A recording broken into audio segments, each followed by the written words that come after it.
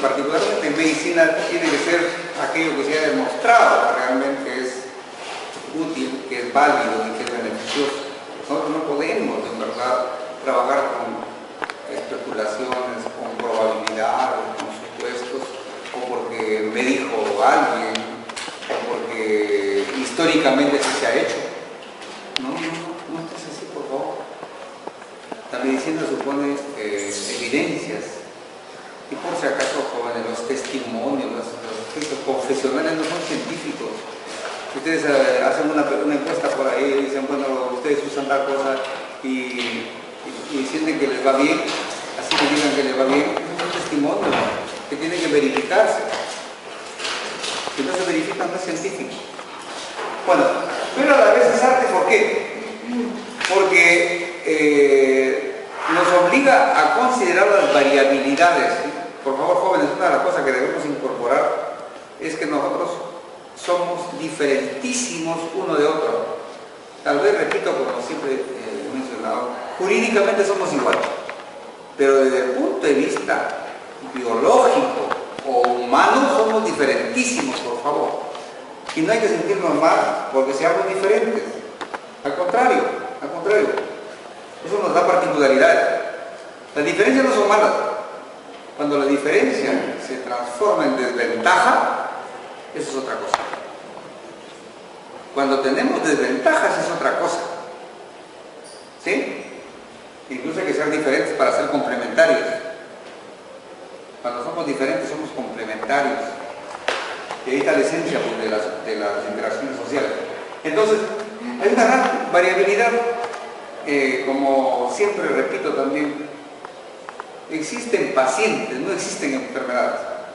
Cada uno hace una enfermedad muy diferente a veces a la otra, a la misma en otra persona.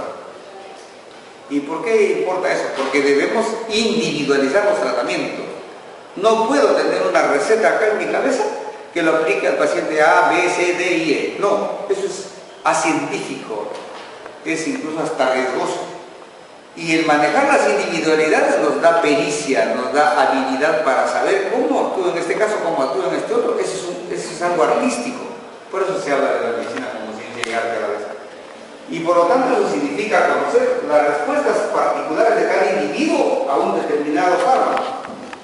Y como ustedes saben, nosotros nos movemos en una selva, en una jungla de fármacos, como dice Goodman. Y ahí pues en esta lámina verán ustedes ahí formas, colores, sabores, presentaciones casi infinitas. Y muchas de esas presentaciones son tramposamente atractivas, tramposamente atractivas, porque ese es el gran negocio de la industria farmacéutica. ¿Sí? ¿Qué tiene que ponerse una pitonita de ese color rojito o azulito? ¿Sí? Porque eso impacta, pues. ¿Saben que los colores tienen que ver hasta con el estado emocional? Es un hecho demostrado. Eso es parte de los marketing. Bueno, escuchar, en la ley 1909 decía, ¿no? Miren, aconsejo, miren ese tiempo, o sea, no emplear a la vez más que un solo medicamento, sea alcaloide o glucosa. Alcaloides y glucosa se usaron mucho tiempo, eso fármacos mucho en esas épocas, cuya acción fisiológica y terapéutica dice, o sea, bien conocida. O sea, ¿qué está pidiendo este médico eminente? Que cuando usemos un medicamento, por favor, deberíamos estar familiarizados con el medicamento. No prescribamos un medicamento que no conocemos. Es incluso un riesgo, porque no vamos a saber bien su dosificación, su lapso de administración, su tiempo de tratamiento, y no vamos a resolver los problemas que puedan ocurrir con ese medicamento, porque no lo conocemos. Desconfiar, dice, de las asociaciones medicamentosas que pueden contraer acción fisiológica y terapéutica, que son aún capaces de producir mezclas muy similares e inútiles cuando no peligrosas. O cuando menos alguna de ellas, como digo yo, disfrutan de negligencia. Miren, asociaciones medicamentosas. Nosotros podemos tener un problema respiratorio que nos produzca secreción bronquial. Y por lo tanto, quisiéramos expectorar. ¿Qué hace nuestro organismo para expectorar? Necesita obligatoriamente tiene que existir el reflejo glucígeno para expectorar. ¿Ustedes creen que podemos expectorar sin toser? No, porque las secreciones no van cayendo por fuerza de gravedad, no nos ponemos de costado para que vaya vaciando la expectoración. Tiene que toser el paciente. Y por lo tanto, ¿qué me dicen ustedes, por favor, a este nivel? Yo sé que ustedes van a verificar una de las grandes barbaridades en la presentación de medicamentos. Por ahí viene un propagandista médico, va a un consultorio y tal, encuentra a un colega ahí que ya consumió sus neuronas, parece estudiando farmacología, y entonces al final cuando está ya prescribiendo le dice: doctor, por favor, le traigo el medicamento que es lo último de la industria farmacéutica, lo más bueno del mundo, y tiene varios beneficios. Fíjese usted, tiene descongestionante,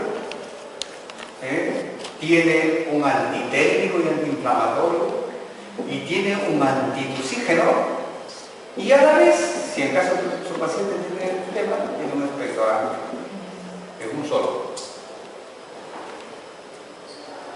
¿No les daría ganas de meter una bofetada a ese tarado que está llegando por ahí a decirles que ojalá receten este medicamento? Que tiene un antitussígeno y un expectorante a la vez. Sí, porque que me vengan a mí a proponer este tipo de prescripciones me indigna sinceramente. Y yo sí les confieso, les sacaba muchas veces a visitadores médicos de donde yo trabajo, que se votaban. Después me da lástima, pues son ignorantes que van a solamente repetir un discurso ahí delante del médico. No saben ni siquiera de lo que están hablando, ¿sí? Pero lo dicen con tal convicción que muchos desubicados, que parece que son la mayor parte de médicos, lo aceptan y prescriben sus tonterías. Les juro que hay una gran cantidad de medicamentos que tienen un antitussígeno y expectorante que son exitosamente comerciales. ¿Por qué? Porque lo recetan médicos. Es increíble. Es increíble que un médico recete un compuesto que tenga un antitussígeno y un expectorante a la vez. Indigna. Porque para que ese paciente expectore tiene que toser. ¿Y cómo lo voy a permitir que tose si a la vez le estoy dando un antitussígeno? Si ustedes se van a las farmacias, pregunten, por favor. ¿Me puede vender un antitussígeno inmediato? ¿Qué le va a decir el dependiente? ¿Quiere usted con antitussígeno? Perdón, ¿con expectorante o sin expectorante? Así le digo. Y algunos creen que es mucho más beneficioso. Dicen, bueno, pues tiene dos beneficios, ¿no? Antitussígeno y expectorante a la vez. Es irracional hasta el extremo. Esas es las mezclas, digamos, contraproducentes. Pero hay otras todavía que son pues, casi canallas, ¿no? Las combinaciones de dosis fijas. Por ejemplo, hay preparados tremenda cantidad de fármacos que tienen un descongestionante y un antihistamínico. Por ejemplo, una rinofaringitis alérgica, el paciente tiene la nariz tapada, picazón de garganta, rinorrea epífora, ¿no es cierto? Y está que le molesta. Entonces el doctorazo le dice, muy bien, pues tenga usted este compuesto tal, XD. Porque tiene un antihistamínico y tiene un descongestionante. Maravilloso. Pero el descongestionante se llama pseudoefedrina. Y el antihistamínico se llama cetiricina. La vida media de la pseudoefedrina exige administrarlo cada 12 o idealmente cada 24 horas. Perdón, estoy con lapsus brutus. Cada 6 u 8 horas. En cambio, la cetiricina, su vida media, me exige administrarlo cada 24 horas. Entonces, díganme si no es esquizofrénico que yo recete este producto. ¿De cuál de estos principios me rijo? ¿Con cuál trabajo? Si yo tomo como referencia a la pseudoefedrina, tendría que darle ¿cuántas dosis al paciente? 3 o 4 al día. Y si tomo como referencia a la cetiricina, tendría que darle una vez al día. ¿Y qué dice el propagandista médico? Puede darle usted, ¿sabe qué, doctor? 2, 1 o 2 veces al día. Como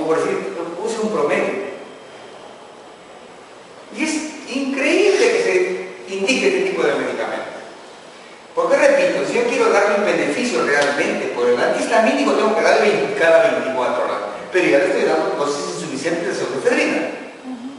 Y si le doy pasándome la pseudoefedrina, tendría que darle 3 o 4 dosis y estoy dándole ya dosis tóxicas de la cetiricina. Y les juro que esto es una gran cantidad de fármacos que existen en el mercado mundial. ¿Sí? Eso es serio, ¿verdad? Porque les juro que es casi grave, podríamos decir, este tipo de situaciones. Entonces, una interacción farmacológica se refiere a la influencia que hay de un fármaco respecto a otro, y cuando se dan simultáneamente. Ahora, por si acaso, no todas son desfavorables. Por fortuna, algunas veces es favorable esa influencia, pero eso es el menor número de casos, porque en otro caso la cosa puede ser incluso trágica, ¿sí? Muy bien, me he traído la nota. ¿Y qué implicancias tienen? Pues serias a veces, ¿sabes? Por ejemplo, miren algo que a veces se considera como inocente, ¿no? El dar fármacos con alimentos. ¿Creen ustedes que también interactúa? Sí, sí interactúa. No solamente por el hecho de que el alimento va a dinamizar el proceso digestivo, producción de jugo gástrico, enzimas que van a interferir con los alimentos, con los medicamentos. Por ejemplo, una cuestión también elemental que siempre me parece que un médico debería casi sentirse insultado si nos dicen que usemos los digestivos. Miren.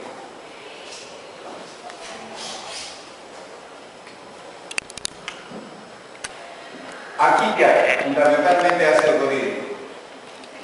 ¿Y el ácido clorhídrico qué hace? ¿Qué le hace a las proteínas? Desnaturaliza. Los desnaturaliza.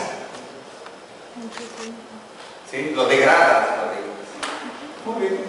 Entonces, por ahí me viene un laboratorio tal y me dice, por si acaso, si su paciente tiene enfermedad acidopética, dispepsia, o tiene pereza gástrica, han inventado un proceso que se llama pereza gástrica. Porque el paciente se malota, se distiende con la comida. Pereza gástrica. Entonces hay que darle a alguien que le agilice. ¿Y qué cosas son esas cositas? Los famosos digestivos. Entre comillas.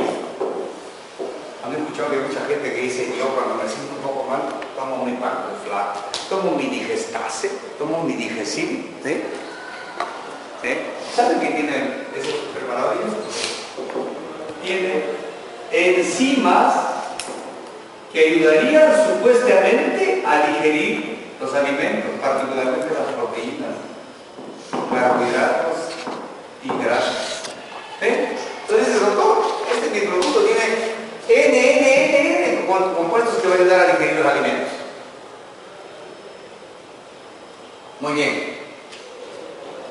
¿Qué va a pasar si yo me trago uno de esos preparados? Que realmente tienen puestas enzimas. ¿Qué va a pasar cuando llegue la enzima acá? ¿Qué es la enzima? ¿Qué naturaleza tiene? Proteína. ¿Es una proteína o no es una proteína? ¿Y qué va a pasar con la proteína cuando llegue en contacto con el ácido clorhídrico? Se inactiva y va a poder actuar en la absorción de las grasas, de las proteínas y los carbohidratos. ¿Se dan cuenta cómo la industria farmacéutica nos utiliza como tontos útiles? Resultamos siendo los médicos los más sonsos de los profesionales, porque la industria farmacéutica hace de nosotros lo que se le da la gana. Nos convence para prescribir tontería y media, porquería y media. Entonces, se dan cuenta, ¿para qué se utiliza la farmacología? Para poder por lo menos darnos cuenta, y ojalá que ustedes no se olviden, de que si no conocemos estos argumentos, vamos a ir engrosando en la fila de tontos útiles, ¿no? Entonces, eso en cuanto a los alimentos, nutrientes. Repercusiones en el sistema sanitario, hay que decir que se gastan infinidad de recursos en medicamentos, en productos que ni siquiera merecen el nombre de medicamento. Medicamento, decíamos, es el fármaco que tiene beneficio terapéutico. Y si yo tomo una enzima, entre comillas, y no va a activarse, ¿será medicamento? No, pues porque no va a indicar ningún beneficio terapéutico. No, ni siquiera merece el nombre de medicamento. ¿Le digo intoxicación? Sí, pues, cierto.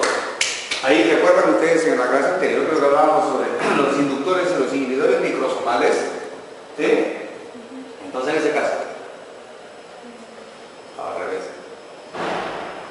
Hay fármacos inhibidores del sistema microsomal, citocromo, ¿no es cierto? Entonces, si yo uso un inhibidor microsomal, o sea, hago que el sistema microsomal ya no trabaje, los fármacos que son metabolizados por ese sistema microsomal no van a ser degradados y se van a convertir en potenciales tóxicos. ¿Sí? Entonces aquí habrá un riesgo de intoxicación con estos inhibidores microsomales. O en otro caso, si uso inductores microsomales, hago trabajar más el sistema de biotransformación, se degrada más fármaco, prácticamente se inactiva y por lo tanto hay fracaso terapéutico. ¿Cómo por lo tanto nosotros podemos ser los que promovemos nuestro propio fracaso terapéutico? Por no usar bien o no usar adecuadamente los fármacos.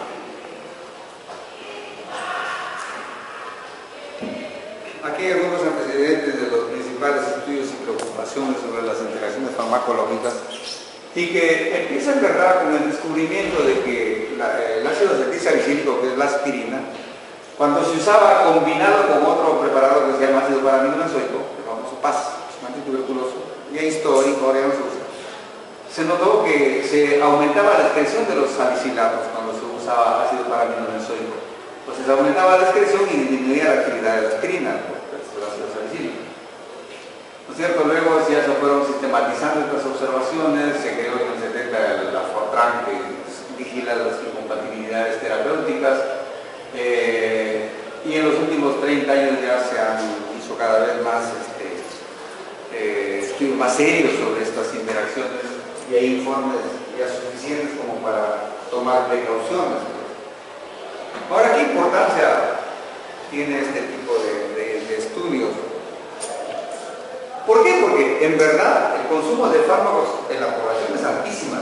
¿Se acuerdan? Les hablaba del famoso fenómeno de medicalización de la vida o farmacologización de la vida. Ese es un fenómeno serio. Ahora todo el mundo pretende solucionar todos los problemas de salud con medicamentos. Hay problemas de salud que no se deberían manejar con medicamentos. Que solamente sería problema de mejorar hábitos alimenticios, mejorar la higiene, la salubridad, la sanidad, el tratamiento ambiental, actividad física, control de peso corporal, control de hábitos nocivos, de conductas de riesgo, y eso soluciona muchos problemas más que los medicamentos. Obviamente los costos son trascendentes, y esto de la tendencia a la politerapia y a la polifarmacia. Politerapia se refiere a que la mayor parte de médicos se ven inducidos de una manera casi morbosa a prescribir más medicamentos de lo que el paciente necesita. Y muchos creen que son buenos médicos porque prescriben una lista grandota de medicamentos. Alguien dice, ese doctor me receta harto medicamento y por lo tanto debe ser bueno. ¿Sí?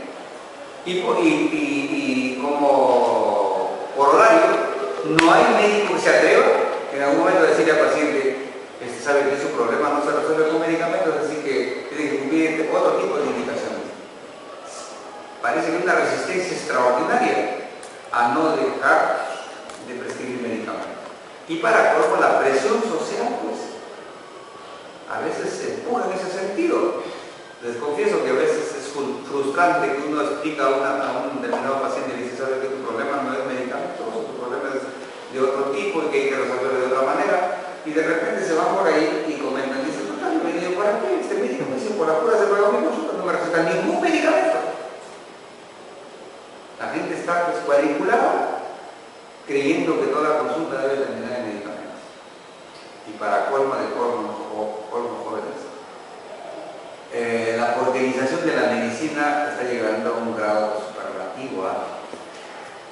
Muchos médicos, no digo pocos, muchos médicos, parece que incluso la mayor parte, están prescribiendo medicamentos porque van a obtener un beneficio económico por la prescripción de medicamentos. ¡Qué desgracia! Te juro que es increíble ver que alguno recetó medicamentos solamente porque el laboratorista le dijo, por ejemplo, el instituto de laboratorio, doctor, mire, este medicamento es muy bueno, le pido por favor que me lo recete. A fin de mes le voy a dar un pasaje, por ejemplo, a Punta Canas, para usted y su cámara. Te juro que esa es una realidad, te juro que es una verdad, pero así, plena. Hay colegas que son premiados por la industria farmacéutica con viajes. Conozco muchos, ¿sabes? Hay muchos que les jactan y dicen, no, por todo el mundo, ¿sí? Porque el laboratorio tal me lleva, me paga pasajes para mí y mi esposa, entre comillas, y periódicamente no por haber prescrito sus medicamentos en la mayor parte de casos de manera innecesaria. Yo juro que es terrible. Y no solamente ocurre con medicamentos, sino por ejemplo con exámenes de laboratorio, con imágenes. Hace poco un colega me comentaba de que ha tenido acceso a un libro de registro que tienen en un laboratorio de análisis, y hay un colega que tiene el primer puesto, el ranking, ahí, el destaque en el ranking. ¿Saben cuánto cobra? Bueno, un sueldo del médico que recién empieza en el Ministerio de Salud está por ahí por los 3.800, por ahí, tal como médico general. ¿Saben cuánto saca este individuo por prescripción de análisis de laboratorio? 5.500, 6.000 soles mensuales como promedio. O sea, todo paciente que llega a su consultorio lo masacra indicándole casi un poco hasta genoma humano le pide. Análisis de ADN y todo. Así está de podrida la medicina. Las imágenes de laboratorio, los estudios de imágenes de ecografía, por ejemplo, ya se estableció así como existe el famoso diezmo de los coimeros de los alcaldes que reciben 10% por cada hora. Los médicos ahora reciben el 12-15% por cada ecografía o estudio de radiológicos que indica. Receta, vaya a tal sitio y cada fin de mes le llega su sobrecito. Eso pudre la medicina, la corrompe y ya estamos así. Bueno, la politerapia, la polifarmacia, todas estas porquerías que les digo, vienen una serie de combinaciones ahí de principios activos, de dosis fija. La receta típica generalmente nunca tiene ni siquiera un fármaco, tiene más de 2, 3, 4 en una receta, es lo común. Y los hospitalizados promedio peor, todavía por lo menos 8 productos por cada paciente. Pero también hay que señalar que hay enfermedades en verdad que sí requieren del uso de fármacos diversos, ¿sí? Por ejemplo, la hipertensión arterial, ahora se sabe que no se puede manejar ni se debe manejar un hipertenso así nomás con un solo fármaco. O sea, un monofármaco lógicamente ya no se considera como útil el tratamiento antihipertensivo. La insuficiencia cardíaca, la tuberculosis, la neoplasia también exigen varios medicamentos a la vez. Y obviamente hay que saber sus interacciones, si no, a creer que podemos llevar a esos pacientes. No hay desgraciadamente estudios epidemiológicos que cuantifiquen esta interacción de fármacos, ¿sí? Y aparentemente no existen, pero no porque realmente no existen, sino porque no se conocen, que es otra cosa. No se publican, no se investigan. En la mayor parte son desconocidos, ¿sí? Y esto es grave si la enfermedad, por ejemplo, depende del tratamiento correcto y oportuno. Si yo tengo un paciente, por ejemplo, que tiene una insuficiencia cardíaca gravísima y tengo que manejar digoxina, y a lo mejor por ahí uso un antiarrítmico, porque a lo mejor también tiene una línea, ciertas interactúan y hacen que la digoxina se metabolice más rápidamente, el paciente se queda desprotegido y su insuficiencia cardíaca revienta, ¿no? Es serio, ¿verdad? De otro lado, bueno, también hay que tener en cuenta que hay a veces exageraciones, ¿sí? Especialmente por la prensa amarilla, que apenas se encuentra, por si acaso, la descripción de un efecto de riesgo, inmediatamente lo magnifica y cree que a todo el mundo le va a ocurrir el problema. Hace algún tiempo salió una publicación por ahí sobre el paracetamol que decía: cuidado, el paracetamol es un fármaco muy dañino para el hígado. Y en verdad, pues el paracetamol, si se usa en dosis exageradas por un tiempo de tratamiento inconveniente, puede producir hepatotoxicidad. Pero en esas condiciones, pues no es en el uso cotidiano. O cuando lo que se encuentra in vitro o en otras especies se extrapola al ser humano, no es así, pues. No es así, no es correcto esa asociación. Por ejemplo, fíjense, ustedes han escuchado hablar de un anticonceptivo trimestral que es un inyectable que la Depo-Provera probablemente han escuchado, ¿no es cierto? La polla trimestral que se cuidan muchas mujeres. En los años 90 se publicó un estudio donde generó una alarma mundial. Se empleó este mismo anticonceptivo, una investigación en una cepa de perritas de raza Beagle en Inglaterra. Se les administró de Depo-Provera y se les hizo un seguimiento y se encontró que la mayor parte de ellas, de esas perritas, desarrollaron cáncer ginecológico, y aquellas en las cuales el método incluso no fue eficaz, o sea, tuvieron problemas, esas perritas también tuvieron cáncer ginecológico.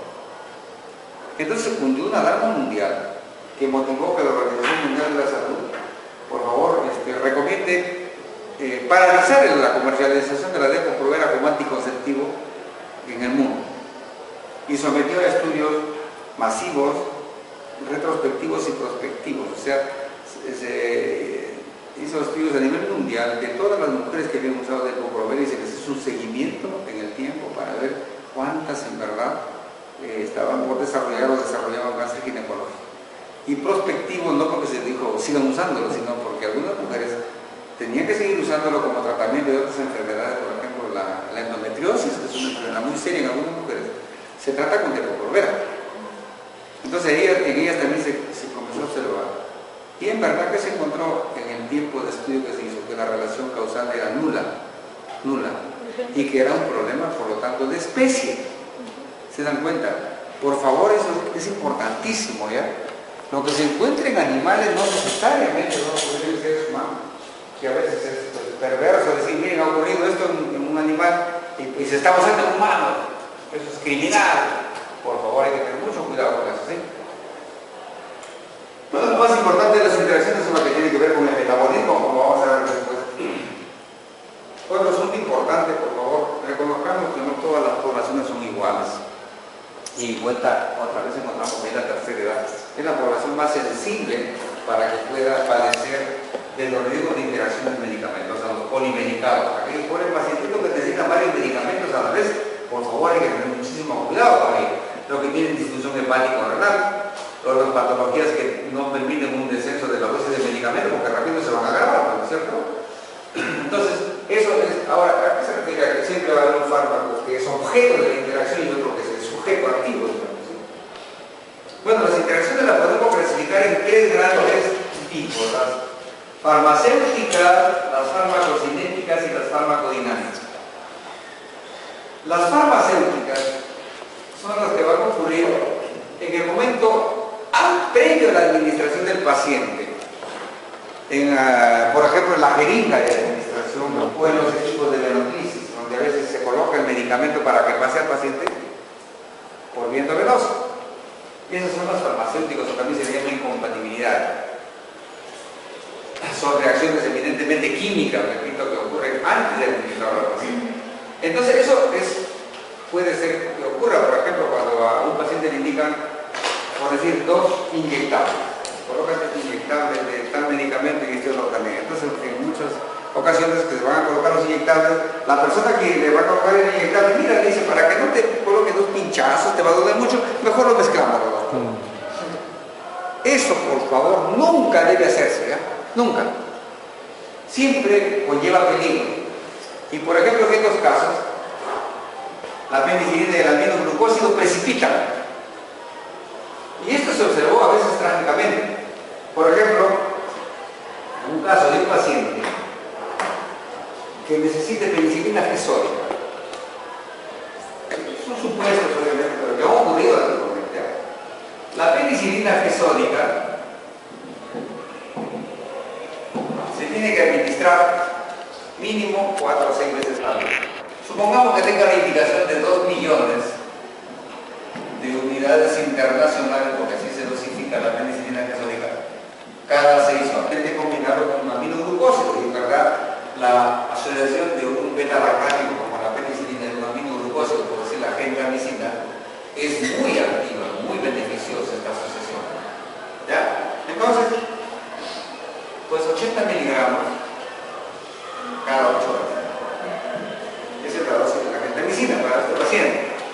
Entonces a alguien se le puede ocurrir, dice, mira, colocarle pues penicilina gesódica, un inyectable, una dosis de 2 millones, 4 veces al día, aquí es 4 veces al día, y aquí sería 3 veces al día, va a significar 7 inyecciones.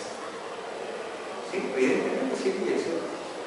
Entonces, dice, puede decir, y eso es lo que ocurrió. Entonces le colocamos una venoclisis,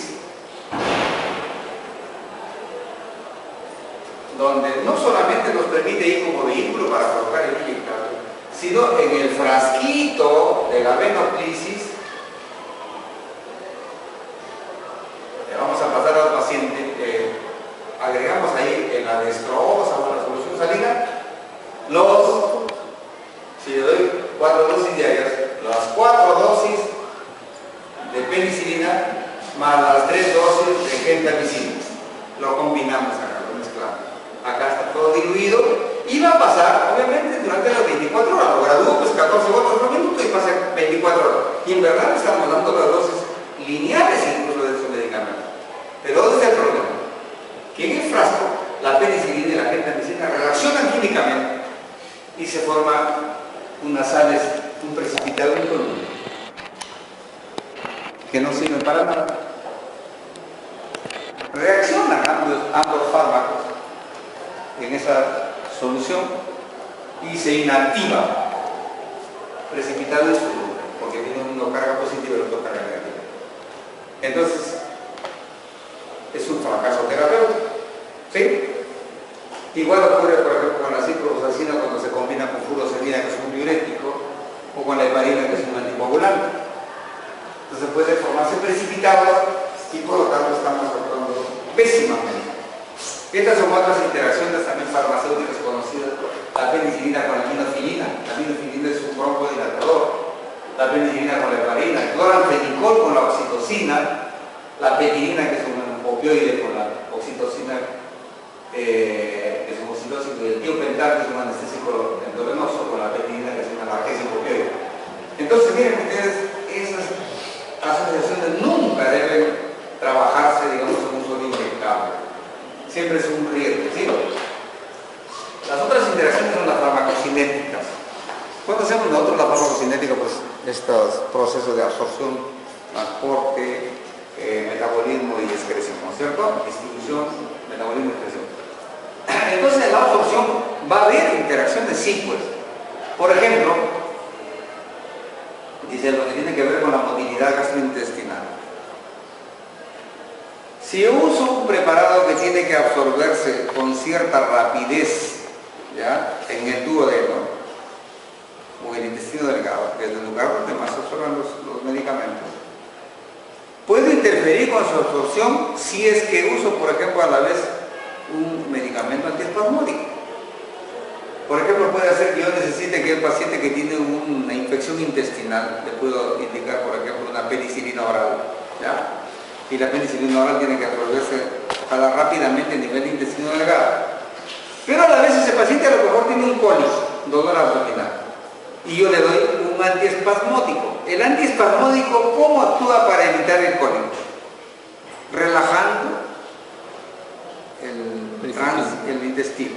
Y por el peristaltismo, por ejemplo, como consecuencia, el peristaltismo que se hace, se pone lento. Y el medicamento va a transcurrir como debería ser. No, pues. Entonces voy a interferir con la absorción del antibiótico. ¿Sí? Entonces es una interacción que tiene que ver con la motilidad gastrointestinal. Los efectos en la lucha intestinal son mucho más diversos. Por ejemplo, miren, la penicilina, el ácido natriníxico y la nitrofurantoína necesitan de un pH ácido para absorberse. Y si yo le doy un antiácido, estoy alterando el pH, le estoy elevando, le estoy alcalinizando y ya no se va a absorber la penicilina, ni el ácido natriníxico, ni la nitrofurantoína. En otros casos puedo formar incluso cationes por ahí que son queláceos, se unen y no se desprenden nunca más. Por ejemplo, lo que ocurre el calcio, con el calcio, el magnesio y el aluminio del submundo con las tetraciclinas. Miren, las tetraciclinas son quimioterápicos que se utilizan a veces con cierta regularidad y que son útiles las tetraciclinas. Entonces, por desgracia, las tetraciclinas tienen un cierto riesgo de producir irritación gástrica. Sí, pues pueden producir irritación gástrica. Entonces, algunos colegas, si el paciente dice que yo tengo un poco de ardor de estómago, entonces para que no te acabe de hacer daño la tetraciclina, tómalo con leche. O la gente misma, pues dice, tómalo con leche para que no te malogre tu estómago. O si no, tómalo con antiácido, que el antiácido generalmente tiene magnesio y tiene aluminio. ¿Qué estoy haciendo ahí? Al darle el antiácido que tiene magnesio, aluminio, o darle leche que tiene calcio, con la tetraciclina se junta, forma un quelato y no se absorbe. Fracaso terapéutico. Carbón activado de igual manera, pues el carbón activado funciona como un antídoto. Igual, por ejemplo, la warfarina, la dioxina o la tiroxina misma, si se emplea con el cotrimoxazol o el sulfametoxazol, forman quelato y no se va a absorber. Entonces se dan cuenta todo lo que debemos conocer para que cuando administremos medicamentos varios a la vez, no generemos interacciones que nos van a hacer fracasar cuando hacemos el tratamiento. Ahora miren respecto a los alimentos.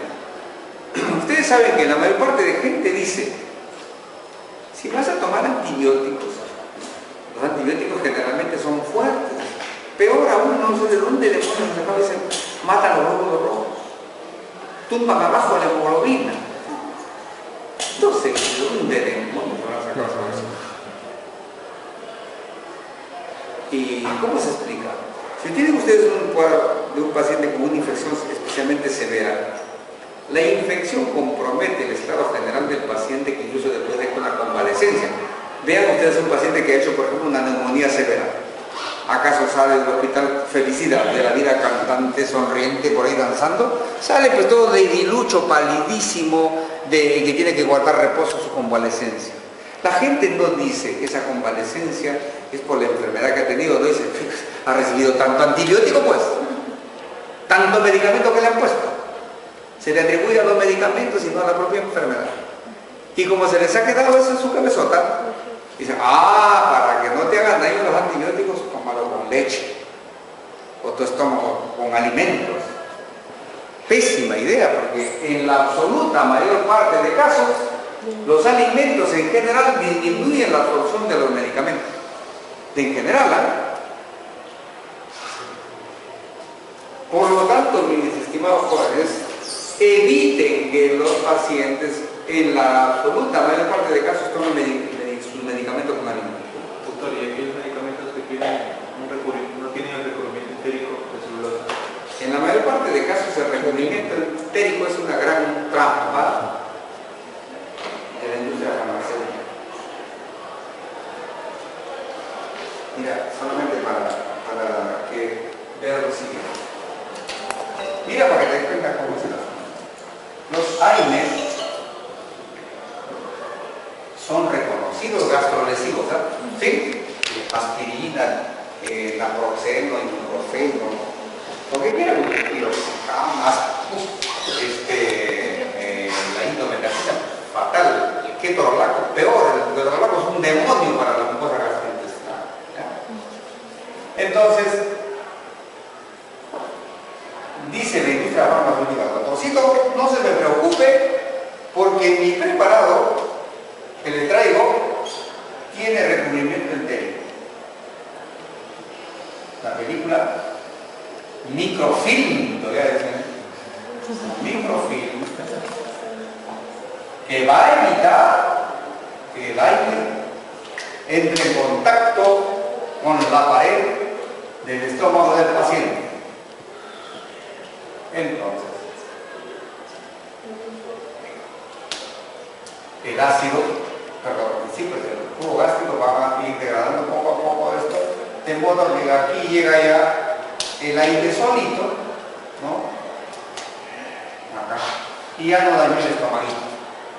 Porque la película, el microfilm, la cubierta entérica, va a evitar el contacto del medicamento con el estómago y ya no lo va a ulcerar, no le va a producir la gastritis erosiva ni hemorragia digestiva. Ese es el argumento, ¿no es cierto? Pero es un argumento de lo más perverso y odioso, ¿saben por qué? Porque el aire, van a saber ustedes dentro de poco, que produce gastrolesividad. Ya lo deben saber ustedes porque yo sé que hay un seminario, cuando menos, que habla de las famosas psicoxigenasas, ¿se acuerdan? Coxo. COX. Y ahí decíamos COX1 y COX2. Las COX1 son las constitutivas y las COX2 son inducibles. Y las constitutivas tienen que ver con la inflamación. Estas tienen que ver con la inflamación, pero estas tienen que ver con la citoprotección. Entonces, la COX1 permite que se sinteticen prostaglandinas que son gastroprotectoras. Y si tú usas un aire, ¿el aire qué hace? En este caso, por ejemplo, barre con todo esto. Entonces ya no hay la prostaglandina citoprotectora y por lo tanto se produce el daño gástrico. Pero este mecanismo de daño gástrico es local, generalizado, es sistémico. Entonces, ¿de qué diablos me sirve la cubierta entérica? Entonces le digo, la industria farmacéutica, jóvenes, es pero odiosamente tramposa. Y vende la idea, ¿qué nos dice? Que viene microesferas, hablan también, microesferas que están en una capsulita tal, y que recién van a venir por acá y no van a dañar el estómago. Y eso no es todo. El daño, ustedes creen que solamente el gástrico, es intestinal. Así que aquí, al ponerse en contacto con el intestino, si el daño fuera local, también están produciendo gástrico. El daño no es gástrico, solamente gastrointestinal. Así que, como te repito, eso es claramente una trampa de lo más perversa, ¿sí? Una pregunta, ¿y a los pacientes que se les prescribe tomar una aspirina diaria? la dosis es mínima. Esa es otra cosita. Es otra cosita, ¿saben por qué? ¿Cuál es el asunto ahí? El ácido acetilsalicílico, digamos aspirina, tiene un efecto terapéutico muy reconocido que es la antiinflamación, la antitermia, la antihipertermia, podríamos decir, y la analgesia, ¿cierto? Y ese es el uso común de la aspirina, el uso común. Pero también tiene una actividad antiagregante plaquetaria muy útil. Y hay que distinguir, por lo tanto, ¿para qué estamos usando la aspirina? Nosotros usamos, hablemos de ácido acetilsalicílico, porque la farmacología no es ético darle nombres comerciales. El ácido acetilsalicílico lo podemos usar como antiinflamatorio, evidentemente que es un uso más común, pero también lo podemos usar como antiagregante plaquetario, ¿sí? Entonces, esto lo usamos en los cardiópatas. Queremos evitar que se formen tromboémbolos y que no vaya a tener otra vez un infarto este paciente. Muy bien, y aquí estamos utilizando en procesos inflamatorios, por ejemplo, un reumatismo artrítico, por ejemplo, ¿verdad? ¿Sí? Pero miren, ahí vienen las particularidades de las indicaciones de los fármacos. El ácido acetilsalicílico, como antiinflamatorio para los procesos reumatológicos, requiere una dosis mínima de 500 a 1000 miligramos cada 4 o 6 horas para que te dé este beneficio. En cambio, para que te dé el beneficio antiagregante plaquetario, necesitas solamente 80 a 120 miligramos por día para este beneficio. Entonces, con estas dosis, por fortuna, no existe la gastrolesividad.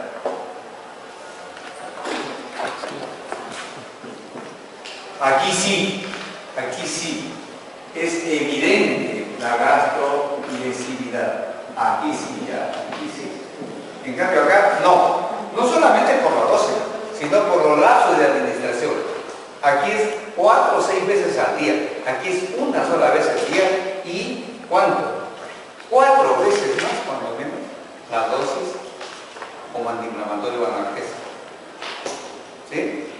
Así que, por fortuna, con estas dosis y con esta frecuencia diaria de administración se puede dar por meses y el paciente no va a sufrir de daño gástrico. Miren las particularidades que hay que manejar. Muy bien. Entonces, ahora, para complicarnos la vida, lo que acabamos de decir es una generalidad, es una regla, pero sabe usted que toda regla tiene su excepción, por eso es regla, porque tiene excepciones. Y una excepción es, por ejemplo, la amoxicilina. Con la amoxicilina no existe ninguna interferencia con los alimentos. O sea, puede darse con el estómago vacío o con el estómago lleno y no pasa nada, igualito se absorbe. Y para colmo de colmo, algunos antimicóticos como la grisofulvina más bien necesitan de los alimentos. Y más aún todavía de los alimentos grasosos. ¿Se dan cuenta? Pero repito, entonces lo que debe quedar grabado, en la absoluta mayor parte de casos, los medicamentos deben darse con el estómago libre, vacío. Si usamos antimicóticos en particular, ahí hay que darlo con alimentos. Idealmente, no significa que solo no se va a absorber, sí se va a absorber, pero con alimentos se absorbe mejor. Y la amoxicilina puede darle con o sin alimentos y no pasa nada. ¿Veamos? Eso por favor que quede bien claro, ¿sí? Repito, la primera parte, mayormente. Todos los medicamentos idealmente hay que darse con el estómago vacío.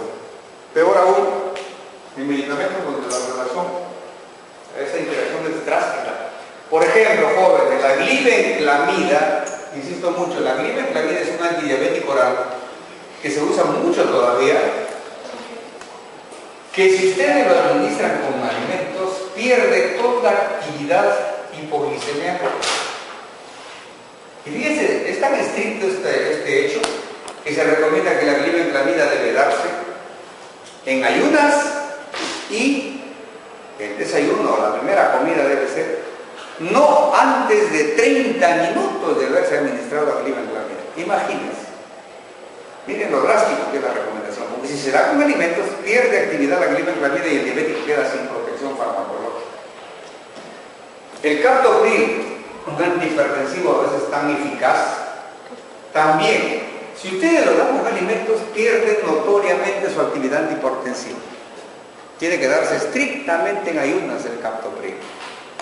Entonces, por favor, insisto, ¿ya? En general, métanse a la cabeza la idea de que todo medicamento idealmente debe darse con el estómago vacío y rompan ese mito de que no, que si se da con el estómago vacío va a afectar más el estómago, que va a producir debilitamiento, daño gástrico o va a afectar su glóbulo rojo, su estado general nutricional. Eso es un error, por favor. Ahora, ¿qué pasa con la flora intestinal? La flora intestinal, por favor, como toda flora, debe preservarse en la absoluta mayor parte de casos, ¿sí? Debe preservarse, porque cuando menos en nuestro aparato gastrointestinal, la flora, pues, en este caso en particular, sintetiza vitamina K. Y es necesarísima la vitamina K para la homeostasis coagulativa. ¿Sí? Entonces, miren, por ejemplo, si alguien tiene una terapia con anticoagulantes orales, warfarina o cualquier cumarínico, la dosis terapéutica está obviamente establecida considerando una cierta cantidad permanente que se produce de vitamina K en nuestro organismo, nuestra flora intestinal. La vitamina K es el antídoto, digamos, de los anticoagulantes orales. ¿Sí? ¿Estamos bien? Entonces, supóngase que un paciente está recibiendo anticoagulantes orales y a la vez por ahí tiene una infección que ustedes quieren controlar. Y como ocurre con mucha torpeza, muchos escogen antibióticos de amplio espectro. Por ejemplo, una amigdalitis estreptocócica, debo y puedo curarlo solamente con penicilina G sódica. Pero muchos médicos torpes prefieren usar, por ejemplo, una cefalosporina de tercera generación. Dicen, no uso esto, es más potente. ¿Qué salvajismo, pues? Porque la cefalosporina de tercera generación no solamente va a ir a matar el estreptococo beta hemolítico de casi, sino que se va a toda la flora del cuerpo humano. Porque coge de todo. Se altera toda la flora intestinal, ya no se sintetiza vitamina K y el anticoagulante oral va a significar un tóxico, va a significar efecto tóxico gravísimo. ¿Entienden? ¿Sí? Y en el otro caso, ¿se acuerdan que les de los anticonceptivos hormonales, que si se dan con antibióticos también se altera la flora y ya no se permite que se libere el esteroide anticonceptivo que ha sido como jugado por el hígado y el circuito enterohepático. Aquí tengo una grabación ahorita. Ahí está. ¿Sí? Se toma la píldora anticonceptiva, viene el estrógeno, se libera, se absorbe, pasa por la circulación enterohepática, el circuito enterohepático, metabolismo en primer paso. Entonces el hígado ¿qué hace? Lo glucuroniza el estrógeno, le adiciona el ácido glucurónico y se elimina por la bilis y viene el estrógeno combinado con el ácido glucurónico. La flora intestinal libera, rompe esa unión y se regresa otra vez el estrógeno y partes se eliminan, ¿sí? Ese circuito está calculado de tal manera para que la dosis de la píldora diaria pueda ser eficaz para evitar el embarazo. Si uso un antibiótico que mata estas bacterias, ¿se va a poder liberar esta partecita que se necesita ir al hígado otra vez y circular? No, pues. Entonces, por lo tanto, habrá un fracaso anticonceptivo. ¿Sí? Entonces, así,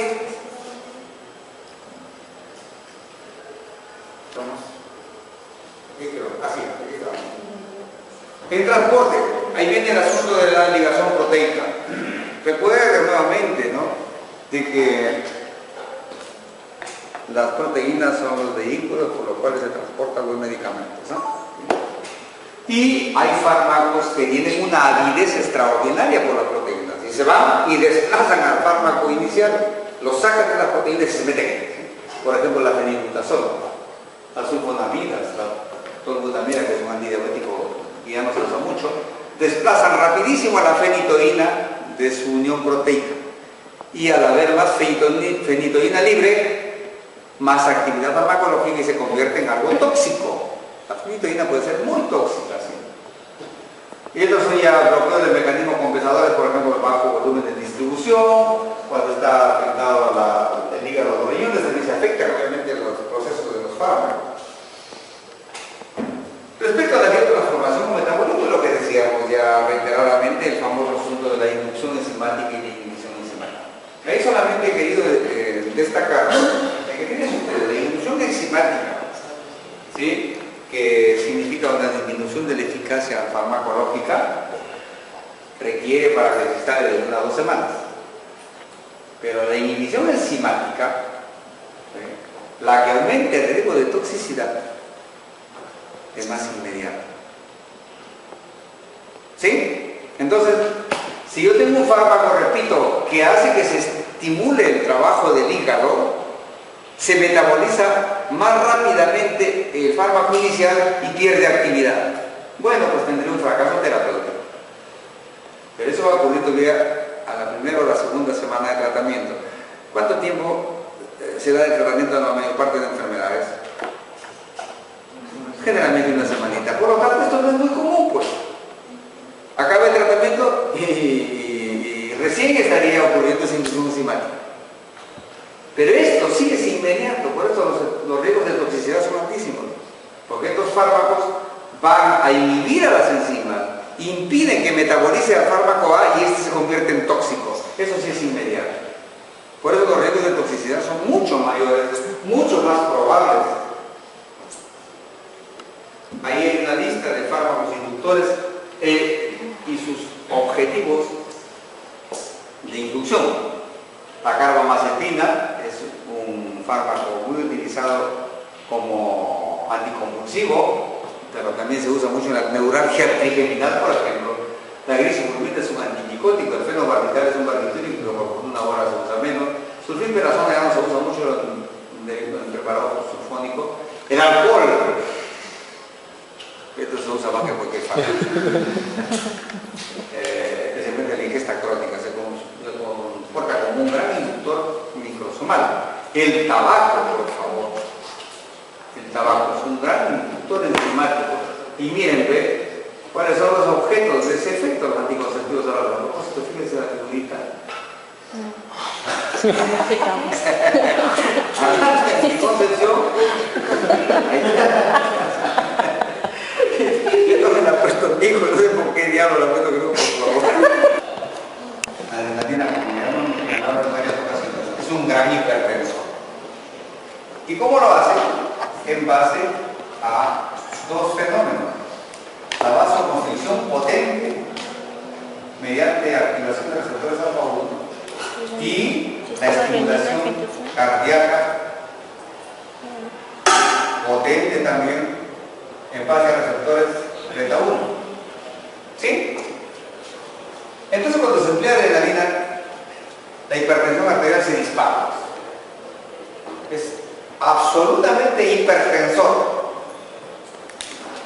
Pero ¿qué ocurre? Cuando se hicieron estos estudios farmacológicos y se conoció la fenoxibenzamina,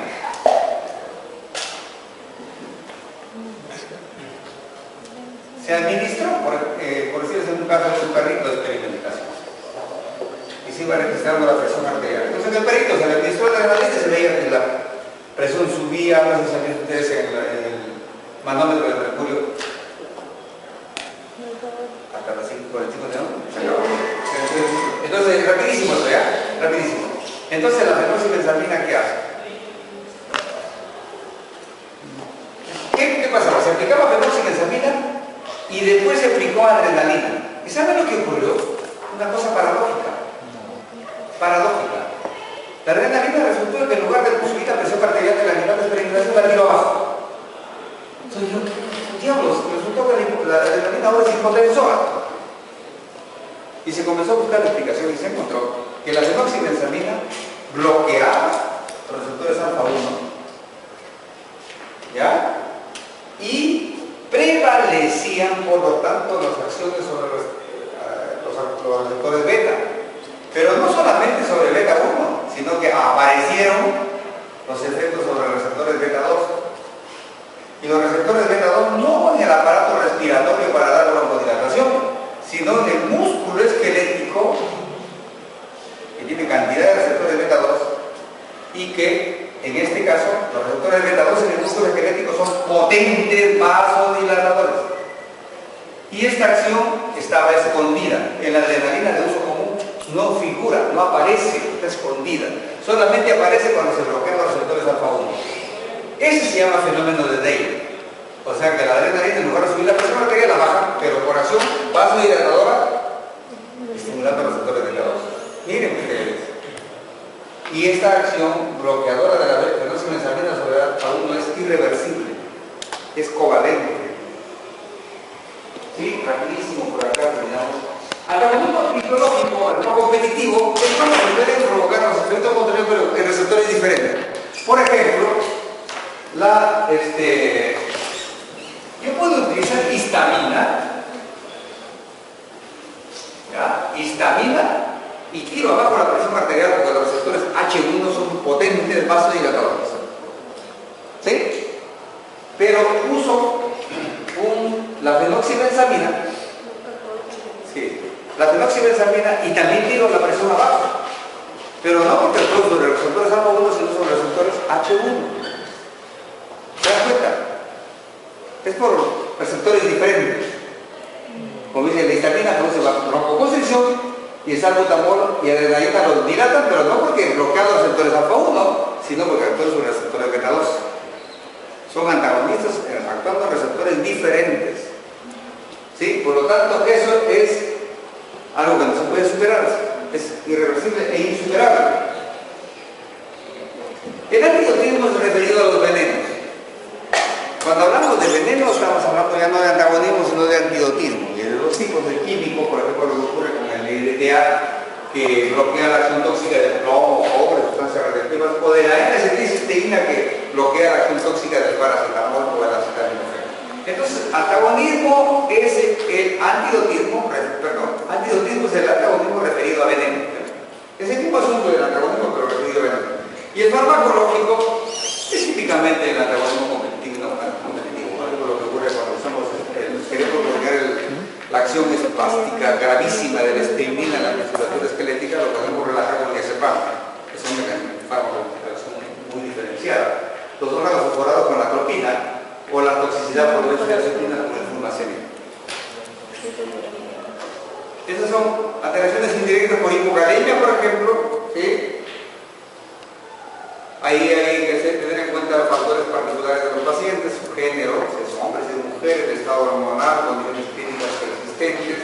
Si hay un corazón normal previo y no está afectado, ¿sí? La vía oral, recordemos, de la vía más relacionada a interacciones farmacológicas, no recordé otras vías, el sistema del citocromo P450, con la familia de enzimas que están ahí, son muy, muy importantes. Las diferencias raciales, miren ustedes la diferencia entre los metabolizadores lentos, negritos, asientos blancos, ¿sí? Hay diferencias raciales. Interacciones de importancia, lo que estamos hablando del citocromo P450, ahí está el pomelo otra vez, o la toronja, ahí está otras plantitas, para que vean que no está mintiendo lo que está publicado incluso en Lancet, ya, en la famosa warfarina con el famoso ginkgo biloba, que lo recomiendan para los viejitos, porque los viejitos se vuelvan activos, superpotentes, que no pierdan memoria. La gran maravilla de la medicina asiática tiene interacciones peligrosas con los anticoagulantes orales.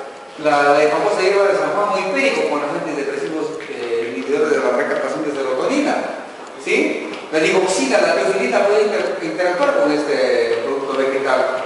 Y la cáscara, la acacia, cena, el zen, que son laxantes, también interactúan notablemente. Sí que, mi estimado, por favor, no hay que creer mucho de que las hierbitas, las pajitas son maravillas, ¿no? Y son muy no sanas.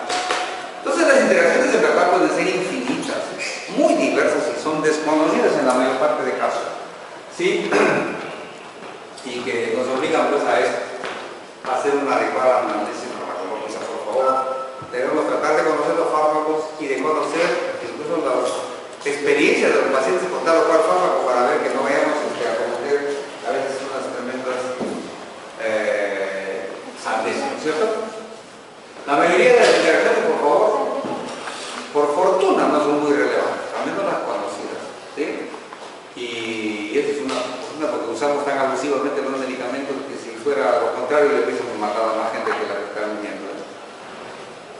Muy bien, entonces jóvenes, eso es todo.